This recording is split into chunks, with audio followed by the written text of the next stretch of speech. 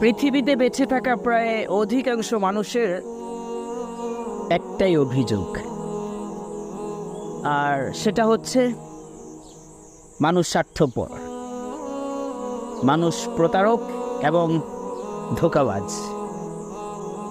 এই কথাটা শুনলে আমি এখন আর আশ্চর্যান্বিত হই না, কারণ যিনি দুনিয়া সৃষ্টি করেছেন তিনি ঘোষণা দিয়েছেন, ওয়ালামু আন্নামাল হায়াতুদ দুনিয়া মাতাউল গুরুর, জেনে রাখো দুনিয়াবাসী, দুনিয়াটা হচ্ছে ধোঁকার ঘর। যে দুনিয়াটাকে স্বয়ং আল্লাহ তাআলা ধোঁকার সরঞ্জাম দিয়ে সাজিয়েছেন, সেখানে আপনি ধোঁকা খাওয়াটা কিংবা প্রতারণার শিকার হওয়াটা অস্বাভাবিক কিছু নয়, স্বাভাবিক। কেন নিতে পারছেন না?